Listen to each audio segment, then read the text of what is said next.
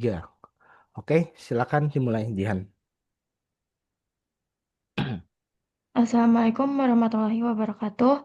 Selamat sore, teman-teman dan para asisten praktikum produktivitas perairan.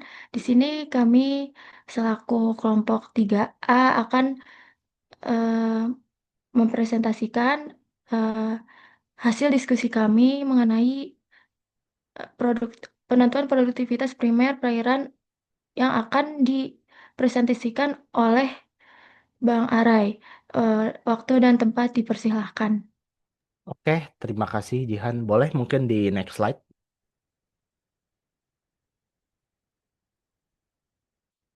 Nah, oke. Kita masuk terlebih dahulu ke anggota kelompok kami. Ada Farah Gibran Syadira, ada Hanana Nahwa, ada Kurota Aini, ada Jihan Salimatus Zahro, dan ada saya, Abdi Raihan, selaku presentator pada kesempatan sore ini. Boleh di next? Oke, kita masuk ke bagian latar belakang. Kita tahu bahwa produktivitas primer perairan mencerminkan kemampuan organisme autotrof atau organisme yang dapat memproduksi makanannya sendiri, terutama fitoplankton dalam menghasilkan bahan organik melalui proses fotosintesis yang menjadi dasar rantai makanan akuatik. Pengukuran oksigen terlarut telah dilakukan dengan metode Winkler untuk menilai besarnya aktivitas fotosintesis dan respirasi, sehingga nantinya dapat merepresentasikan tingkat produktivitas primer di suatu perairan. Boleh di next? Oke, kita masuk ke alat dan bahan terlebih dahulu. Untuk alat dan bahan, di sini kami menggunakan botol Winkler, ada plastik polietilen, ada spidol, ada solatip, ada karet, ada tali rafia, dan ada tali tambang.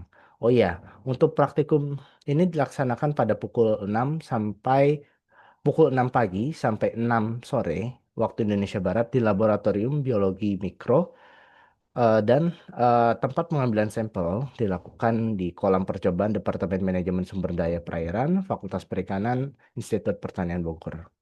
Kemudian alat-alat yang digunakan untuk pengukuran DO itu ada buret, ada botol sampel, ada gelas ukur, ada MnSO4, ada NaOHKL, ada H2SO4, ada Na2S203 dan amilum. Boleh silakan di next. Dan ini adalah metode, maaf, di sini adalah langkah prosedur untuk melakukan sampling. Dan juga untuk mendapatkan air contoh yang diinkubasi selama periode 3, 6, 9, sampai 12 jam. Boleh di next, silakan. Nah, ini di sini ada metode untuk melarutkan dari air endapan tersebut sampai nanti endapannya mulai terlihat. Dan juga ada dengan pelarutan dengan metode Winkler. Boleh di next. Nah, di sini untuk analisis data, formula yang kami gunakan adalah formula pertama analisis DO yang teman-teman dapat lihat di dalam gambar tersebut. Dan kemudian kita juga menghitung kadar respirasi autotrof untuk menghitung seberapa besar laju dari respirasinya.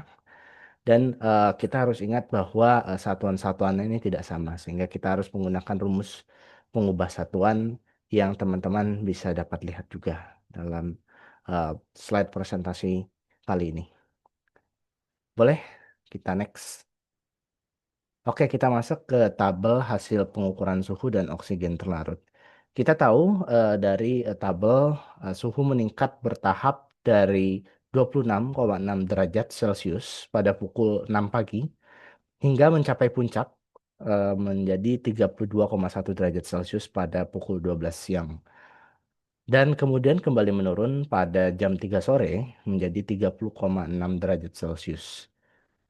Kemudian suhu menunjukkan peningkatan dari pagi menuju ke siang dan juga sore hari.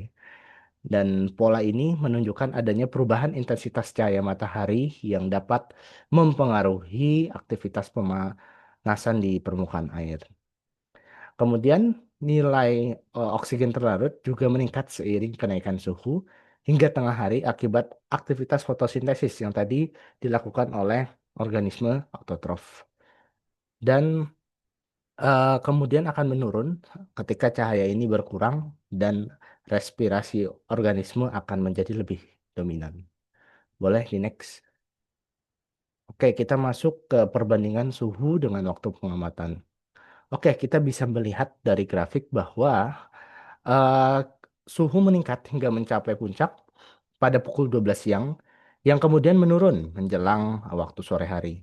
Kenaikan suhu ini dapat disebabkan oleh meningkatnya intensitas radiasi matahari.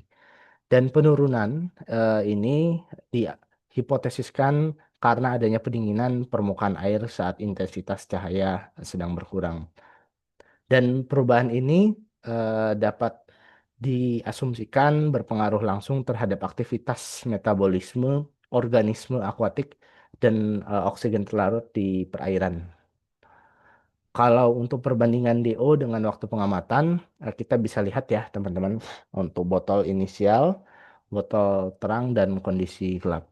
Untuk botol inisial ini hanya dilakukan sekali pada pukul 6 pagi. Ya, untuk nilai oksigen terlarut, itu meningkat dari pagi hingga siang teman-teman, dan kemudian kembali menurun di sore hari. Peningkatan tersebut menggambarkan dominansi proses fotosintesis oleh fitoplankton ketika cahaya sedang dalam kondisi optimal.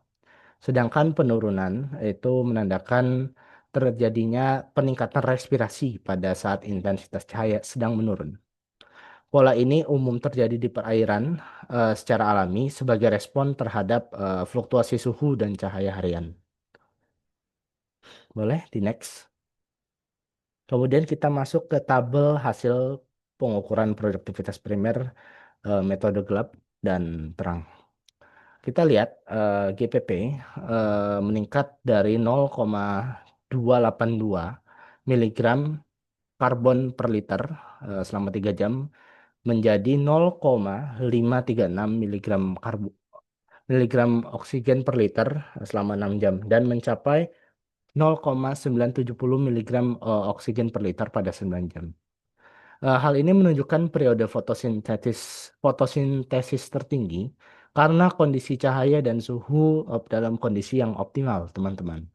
Kemudian NPP juga naik dari 0,752 ke 1,163 miligram oksigen per liter dan kemudian sedikit turun di jam ke-9 kalau kita lihat dari tabelnya menjadi 1,028 miligram oksigen per liter.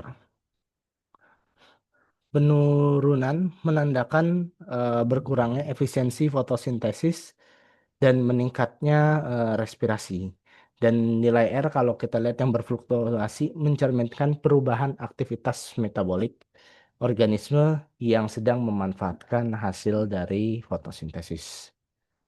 Untuk grafik perbandingan antara GPP, NPP, dan R. Grafik GPP menunjukkan adanya peningkatan dari hingga jam 6 dan menurun pada jam ke-9. Begitupun eh, pada NPP terjadi peningkatan dan menurun pada jam ke-9. Sedangkan nilai R ini berfluktuasi dengan kecenderungan menurun eh, di akhir ya teman-teman. Dan kemudian juga menurun karena adanya intensitas cahaya dan ketersediaan yang nutrien yang berkurang. Kemudian nilai R ini dapat eh, mengalami kenaikan dan penurunan ini dan yang akhirnya ini menunjukkan bahwa adanya keterbukaan dari sistem perairan yang mendekati keseimbangan energi. Boleh di next. Untuk tabel hasil pengukuran hasil produktivitas primer metode botol gelap dan terang. Kita juga lihat untuk nilai GPP meningkat seiring dengan waktu inkubasi, yang menunjukkan fotosintesis ini semakin optimal. Dan respirasi GPP dan NPP juga berfluktuasi dengan puncak pada jam ke-6 dan menurun di jam 9. Maaf teman-teman, itu nilai R dan NPP berfluktuasi dengan puncak pada jam ke-6 dan menurun di jam ke-9. Keseimbangan antara GPP, NPP, dan nilai respirasi selama inkubasi ini mencerminkan adanya dinamika energi dan perubahan karbon yang menentukan ketersediaan energi untuk jaring makanan atau netrofik dan akumulasi materi organik. Dan kemudian grafik perbandingan GPP, NPP, dan R. Nilai GPP, NPP, dan R ini kita bisa melihat ada perubahan selama waktu inkubasi. Dari jam 3 hingga ke 6, GPP meningkat dari 0,127 menjadi 0,241 miligram karbon per liter. Dan NPP dari 0,338 menjadi 0,524 miligram karbon per liter. Ini apa teman-teman akhirnya? Ayat ini menunjukkan adanya peningkatan aktivitas fotosintesis.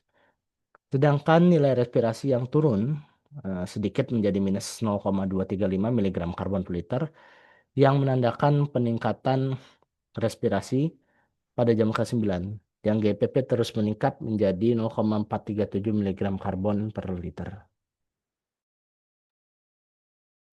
Sementara NPP sedikit menurun menjadi 0,462 miligram karbon per liter dan nilai respirasi mendekati 0, yaitu minus 0,022 miligram karbon per liter. Hal ini menunjukkan bahwa sistem perairan mulai mencapai keseimbangan yang setara dengan fotosintesis dan respirasi dengan kecenderungan produksi karbon yang masih lebih dominan. Boleh di next?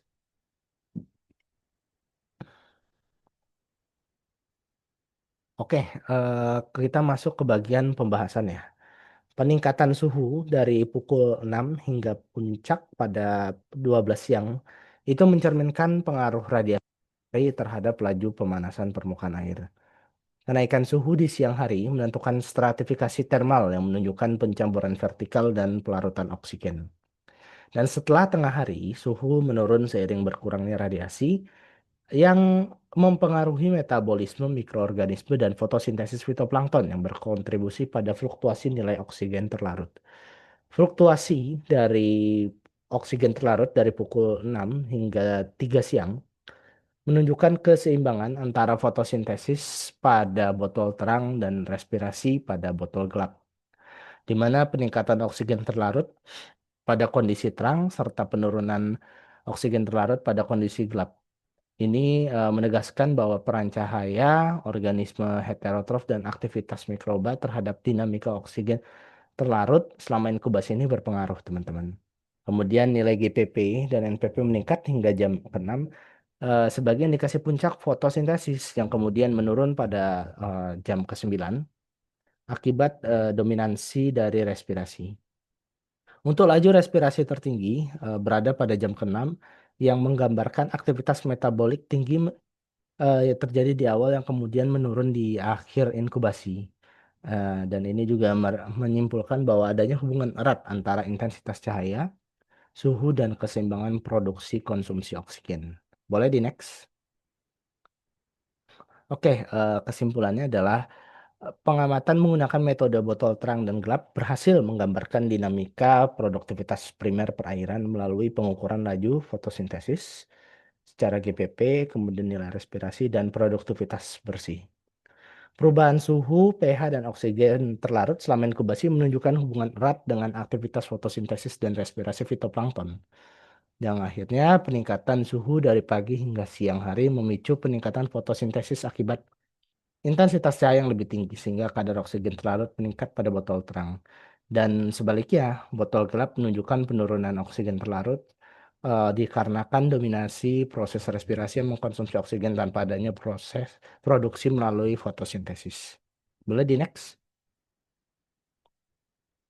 Oke, untuk saran yang dapat kami berikan untuk penelitian selanjutnya, agar hasilnya lebih akurat dalam mengamati produktivitas primer perairan, kami sarankan agar pengukuran dilakukan secara berkala untuk menangkap dinamika perubahan harian organisme autotrof, serta penambahan parameter lingkungan seperti klorofil A, photosynthetically active radiation, suhu dan pH, serta nutrien, baik nitrat dan fosfat, yang akan memperkuat interpretasi hubungan antara produktivitas cahaya dan kondisi fisik kimia perairan. Serta untuk metode botol terang dan gelap ini juga dapat dipertahankan karena dapat merepresentasikan gambaran produktivitas primer perairan secara baik. Boleh di next. Berikut adalah referensi yang kami gunakan dan menjadi acuan untuk pembuatan laporan dan presentasi pada kesempatan kali ini. Ya, boleh di next. Oke, terima kasih. Begitu hasil pengamatan kami, semoga dapat dipahami. Saya kembalikan lagi ke moderator. Mungkin boleh untuk ditutup oleh moderator. Terima kasih.